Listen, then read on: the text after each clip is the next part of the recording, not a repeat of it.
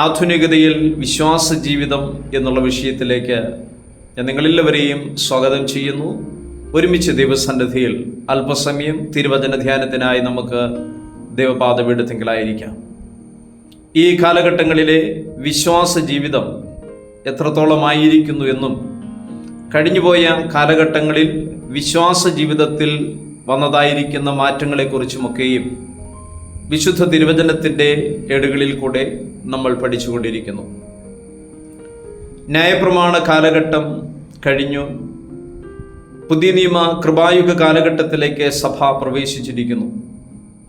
ന്യായപ്രമാണത്തിൽ മോശയ്ക്ക് കൊടുത്തതായിരിക്കുന്ന ന്യായപ്രമാണ വ്യവസ്ഥകളും നിയമങ്ങളും ചട്ടങ്ങളും മനുഷ്യനെ ദൈവത്തോട് അടുപ്പിക്കുന്നതിൽ വളരെയേറെ ബുദ്ധിമുട്ടുകൾ ഉണ്ടാക്കി എന്നുള്ളത് തിരുവചനത്തിൽ നിന്ന് പഠിക്കുന്ന ഏതൊരു പഠിതാക്കൾക്കും മനസ്സിലാക്കുവാൻ കഴിയും. പിതാവാം ദൈവം തൻ്റെ പുത്രനായിരിക്കുന്ന ക്രിസ്തുവിനെ താണഭൂമിയിലേക്ക് അയച്ച് മനുഷ്യവർഗത്തെ ദൈവത്തോട് അടുപ്പിക്കുക എന്നുള്ളതായ ആ വലിയ ലക്ഷ്യത്തിനായി കർത്താവായ യേശു ക്രിസ്തുവിനെ കാൽവറിയിൽ മനുഷ്യവർഗത്തിൻ്റെ പാപമെല്ലാം ഏറിക്കൊണ്ട് ക്രൂശ് മരണത്തിന് യാഗമാക്കി തീർത്തു.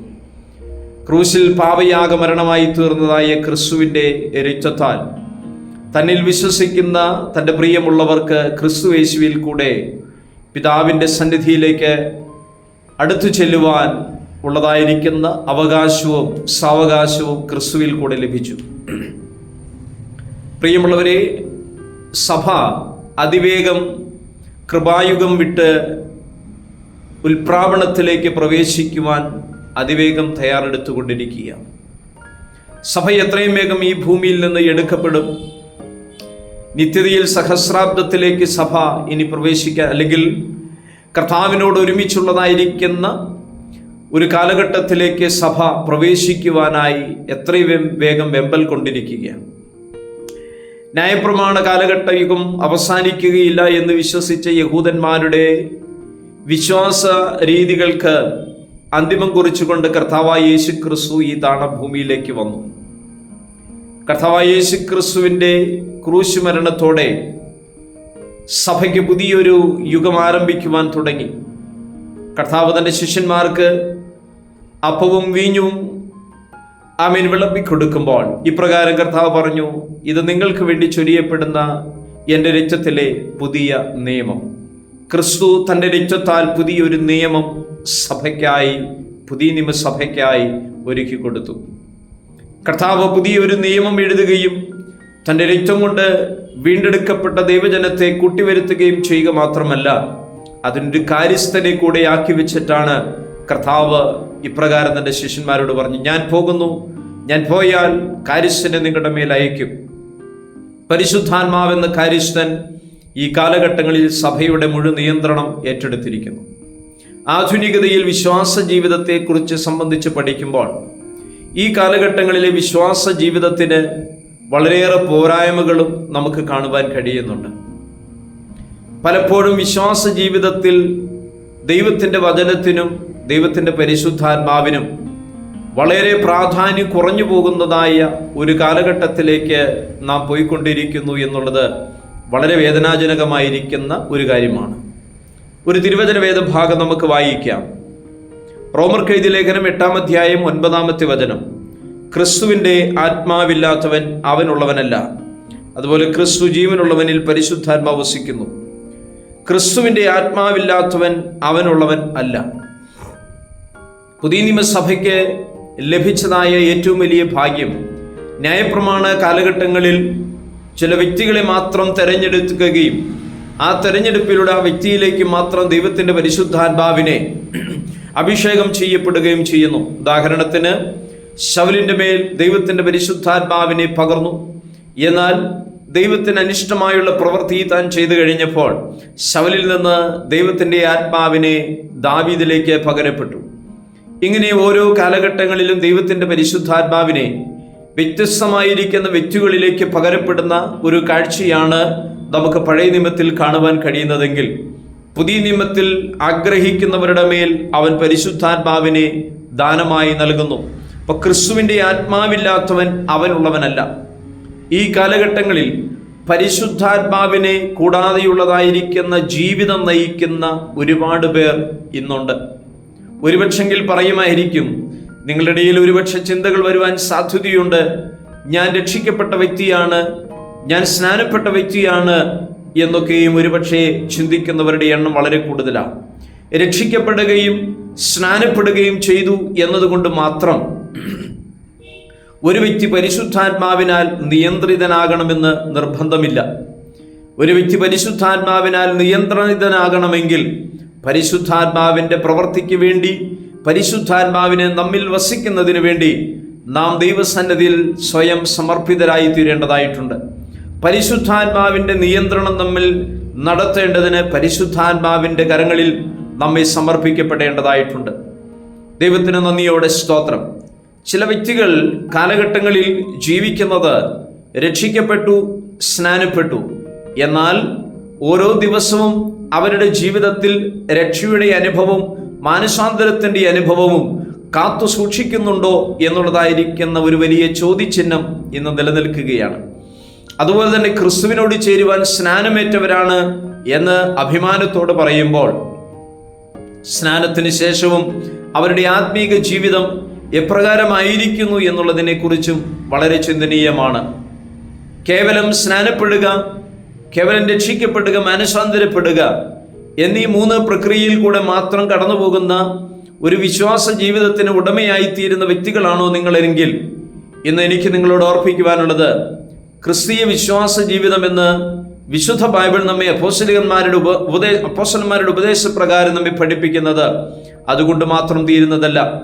വിശുദ്ധ ജീവിതത്തിന് നമ്മൾ ഉടമയായി തീരണം, കൂട്ടായ്മകൾക്ക് നമ്മൾ ഉടമയായി തീരണം.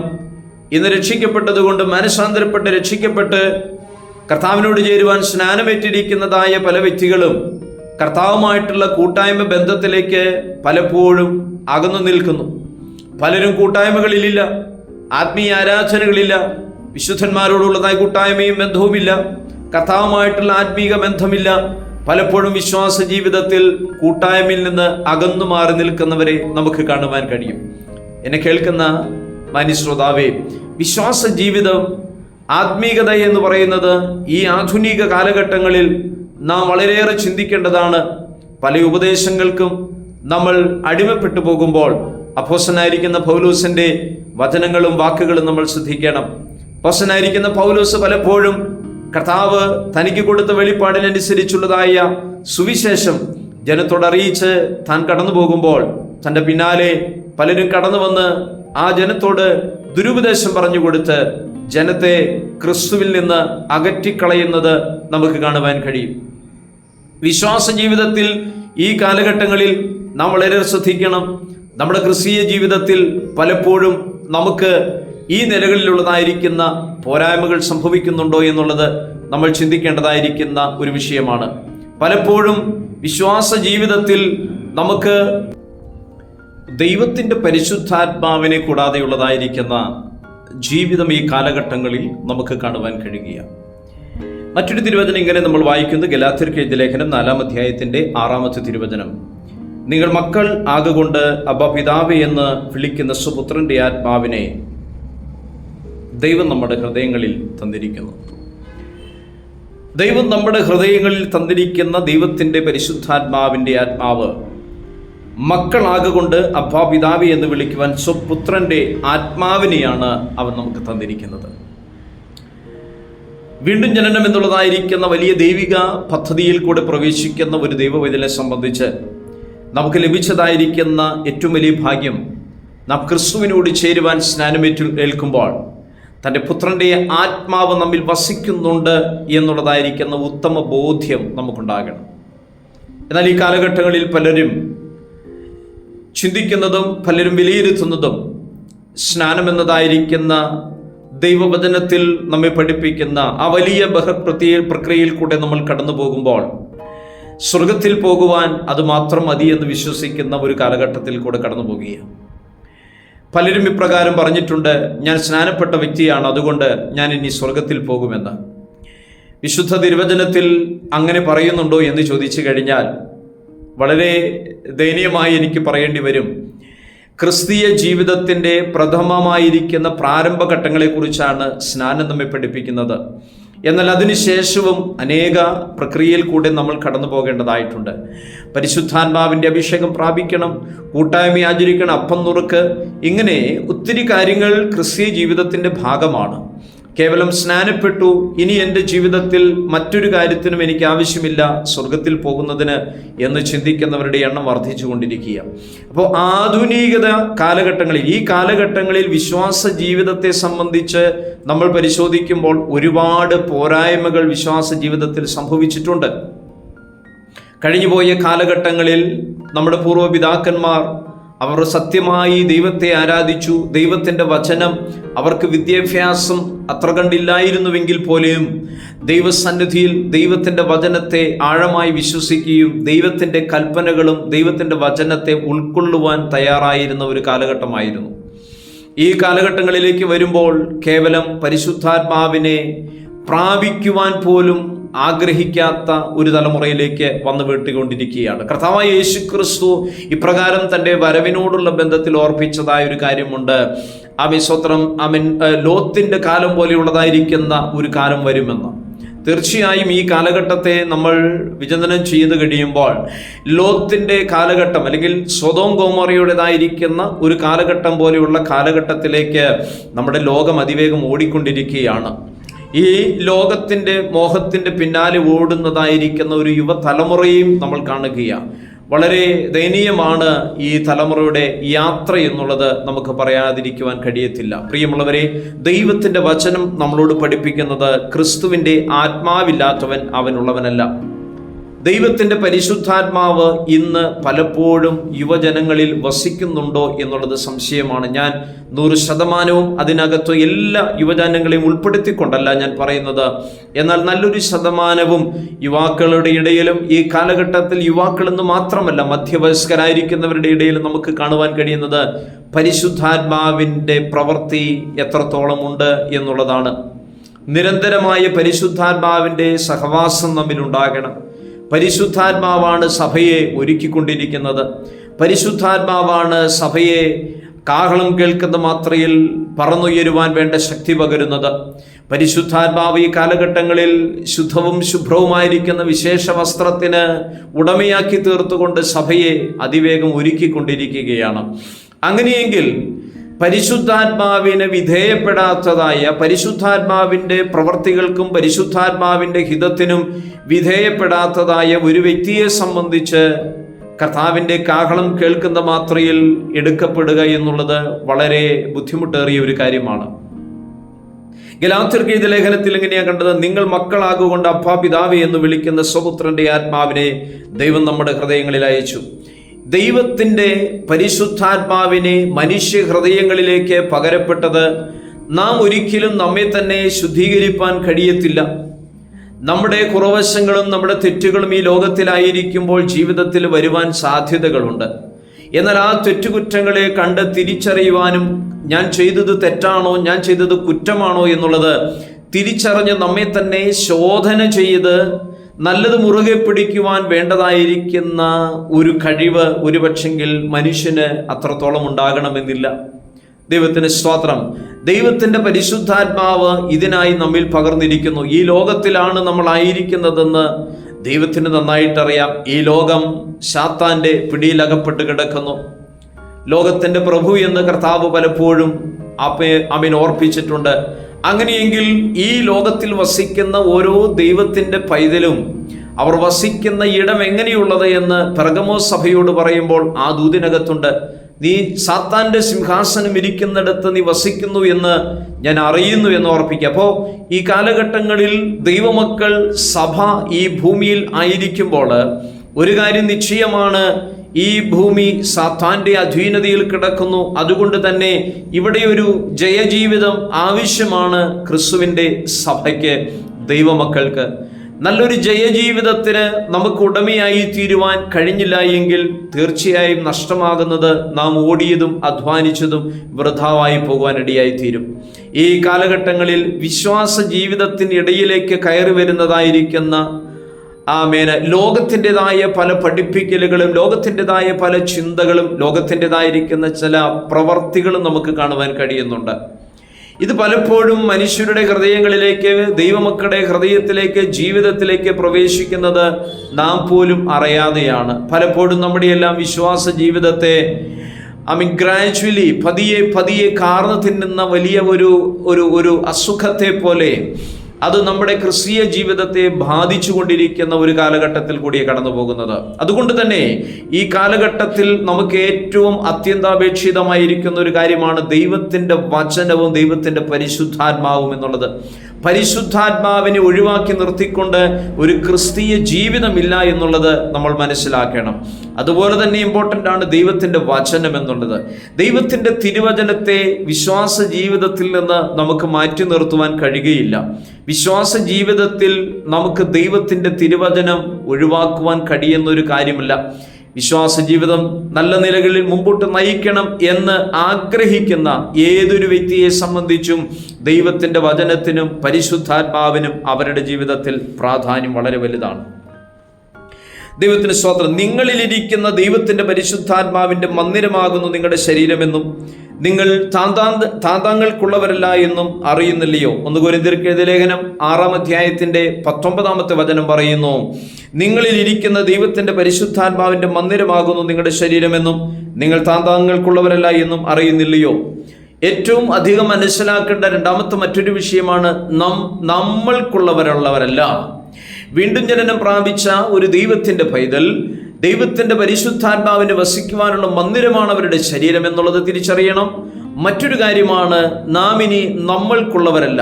നമ്മുടേതായ ചിന്തകൾക്കോ നമ്മുടേതായ ഇഷ്ടങ്ങൾക്കോ ജീവിക്കേണ്ടവർ അല്ല നമ്മൾ ഓരോരുത്തരും എന്നുള്ളതായ വസ്തുത നമ്മൾ തിരിച്ചറിയേണ്ടതായിട്ടുണ്ട്. ഇത് വലിയൊരു അറിവായി ക്രിസ്തീയ ജീവിതത്തിലേക്ക് എത്തിപ്പെടേണ്ട ഒരു കാര്യമാണ്. പലപ്പോഴും ലോകത്തിൻ്റെതായിരിക്കുന്ന ഇമ്പങ്ങളുടെ പിറകാലെ ഓടുമ്പോൾ ഈ ഒരു വചനം ആധുനിക കാലഘട്ടങ്ങളിൽ മറന്നു പോകുന്നു എന്നുള്ളത് വളരെ ചിന്തിക്കേണ്ടതായിരിക്കുന്ന ഒരു കാര്യമാണ്. നാം ഇനി നമ്മൾക്കുള്ളവരല്ല, താന്താങ്ങൾക്കുള്ളവരല്ല. പിന്നെ ആർക്കുള്ളവരാണ്? നാം ഇനി ക്രിസ്തുവിനുള്ളവരാണ്. ക്രിസ്തുവിൻ്റെ ഇഷ്ടത്തിനനുസരിച്ച് ജീവിക്കുവാനുള്ളവരാണ്. സ്വർഗരാജ്യത്തിൽ പോകുന്നതിന് വേണ്ടി, നിത്യത കൈവശമാക്കുന്നതിന് വേണ്ടി ഈ ലോകത്തിലുള്ളതായ പല മലിനതകളോടും നമ്മൾ വിട പറഞ്ഞ്, അതിനോട് നോ പറഞ്ഞ്, ദൈവഹിതം ഇന്നതെന്ന് തിരിച്ചറിഞ്ഞ് ദൈവേഷ്ടത്തിന് വേണ്ടി ജീവിതം മാറ്റിവെക്കേണ്ടവരാണ്.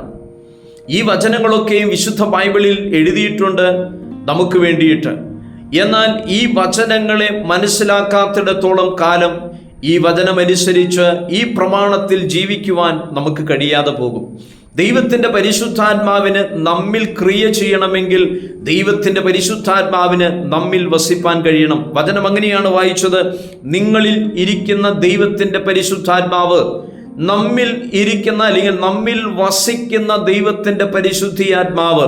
ദൈവത്തിൻ്റെ പരിശുദ്ധാത്മാവിന് നമ്മിൽ വസിക്കണമെങ്കിൽ ദൈവത്തിൻ്റെ തിരുവചനമനുസരിച്ച് ജീവിതം നയിക്കുന്ന ഒരു വ്യക്തിയിൽ മാത്രമേ ദൈവത്തിൻ്റെ പരിശുദ്ധാത്മാവിന് അവരിൽ വസിപ്പാൻ കഴിയത്തുള്ളൂ. ദൈവത്തിൻ്റെ പരിശുദ്ധാത്മാവിന് നമ്മിൽ വസിക്കുവാൻ കഴിയുന്നതായിരിക്കുന്ന സാഹചര്യങ്ങൾ നമ്മുടെ ജീവിതത്തിൽ ഉണ്ടാകണമെങ്കിൽ ദൈവത്തിൻ്റെ വചനപ്രകാരമുള്ള ജീവിതം നമ്മൾ നയിക്കുന്നവരായിരിക്കണം.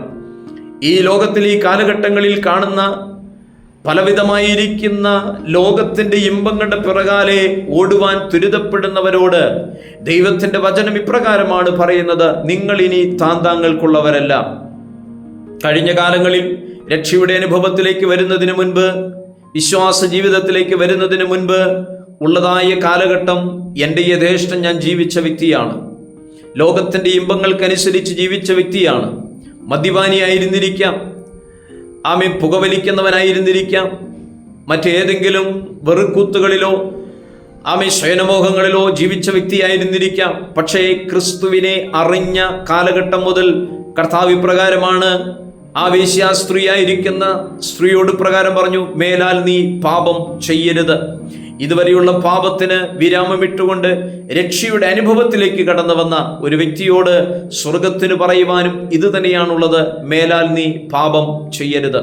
ഇതുവരെയും നീ ചെയ്തത് ഞാൻ ക്ഷമിച്ചിരിക്കുന്നുവെന്ന് സ്വർഗം പറയുമ്പോൾ, ഇനി മേലാൽ നീ ചെയ്യേണ്ടത് നിന്റെ ഇഷ്ടത്തിനും നിന്റെ സൗകര്യത്തിനും നിന്റെ സങ്കല്പങ്ങൾക്കും നിന്റെ ഇഷ്ടത്തിനും നിന്റെ ശരീരത്തിൻ്റെ ആഗ്രഹങ്ങൾക്കും വേണ്ടിയല്ല, മറിച്ച് ദൈവത്തിൻ്റെ ഇഷ്ടം ചെയ്ത് ജീവിക്കുന്നവനത്രേ ദൈവരാജ്യത്തിന് കൊള്ളാകുന്നവൻ. അങ്ങനെയെങ്കിൽ ദൈവത്തിൻ്റെ പരിശുദ്ധാത്മാവ് അധിവസിക്കുന്ന മനുഷ്യ ഹൃദയങ്ങളിൽ സഹോദര, നിന്റെ ജീവിതം കർത്താവിന് വേണ്ടി മാറ്റിവെക്കേണ്ടതാണ്. വിട്ടുപോകുന്നതായ പല പ്രവർത്തികളിലേക്കും മടങ്ങിപ്പോകുവാൻ പലപ്പോഴും ഈ ജഡമനുഷ്യൻ ആഗ്രഹിക്കുമ്പോൾ ദൈവത്തിൻ്റെ പരിശുദ്ധാത്മാവ് താങ്കളിൽ വസിക്കുന്നില്ല എങ്കിൽ, ദൈവത്തിൻ്റെ പരിശുദ്ധാത്മാവ് നിങ്ങളെ നിയന്ത്രിക്കുന്നില്ല എങ്കിൽ പലപ്പോഴും വിട്ടുപോകുന്നതിലേക്ക് മടങ്ങിപ്പോകുവാൻ ഒരുപക്ഷെ നിങ്ങളുടെ ശരീരവും മനസ്സും നിങ്ങളെ അതിലേക്ക് വെമ്പൽ കൊള്ളിക്കും. മദ്യപാനിയായിരിക്കുന്ന ഒരു വ്യക്തി മനസ്സാന്തരപ്പെട്ടു, രക്ഷിക്കപ്പെട്ടു, സ്നാനപ്പെട്ടു, സഭയിൽ കൂട്ടായ്മ കൂടി, ചില കാലഘട്ടങ്ങളിൽ ചില സമയങ്ങളിൽ സഭയും കൂട്ടായ്മയും ബന്ധവുമില്ലാതെ ജീവിതം നയിച്ചു പോകുമ്പോൾ നിങ്ങളുടെ ഹൃദയത്തിലും നിങ്ങളുടെ ചെവിയിലും പലപ്പോഴും ശത്രുവെന്ന് മന്ത്രിക്കുവാനിടയായി തീരും. പഴയതിലേക്ക് മടങ്ങിപ്പോകാം. സമാധാനം നിനക്കില്ലല്ലോ, നീ മദ്യപിച്ച് നടന്നതായ സമയങ്ങളിൽ നിനക്കെന്ത് സമാധാനമായിരുന്നു, മദ്യപാനം നിനക്ക് സന്തോഷം തന്നു, മദ്യപാനം നിന്റെ ശരീരത്തിന് സുഖം തന്നു എന്നൊക്കെയും ശത്രു മന്ത്രിക്കുമ്പോൾ ഒരു കാര്യം ഓർക്കുക, നിന്റെ ശരീരം ദൈവത്തിൻ്റെ പരിശുദ്ധാത്മാവിന് വസിക്കുവാനുള്ള ഇടമാണ്. 2, നീ താങ്കൾക്കുള്ളവരല്ല, ദൈവത്തിനുള്ളത് ചിന്തിക്കേണ്ടവരാണ് നിങ്ങൾ. പക്ഷേ പലപ്പോഴും പല ആളുകളും പറഞ്ഞു കേൾക്കാറുണ്ട്, മദ്യപാനത്തിലേക്ക് മടങ്ങിപ്പോകുക. അതുപോലെ തന്നെ ലോകത്തിൻ്റെതായിരിക്കുന്ന വെറുക്കൂത്തുകളിൽ ജീവിച്ച പലരും അതിലേക്ക് മടങ്ങിപ്പോകുവാൻ അവർക്ക് പ്രേരണ ലഭിക്കുക. ഇതെല്ലാം നമ്മുടെ ശരീരത്തിനകത്ത് വരേണ്ടതായിരിക്കുന്ന മാറ്റങ്ങൾക്ക് നാം വിധേയപ്പെടാത്തത് കൊണ്ടാണ്.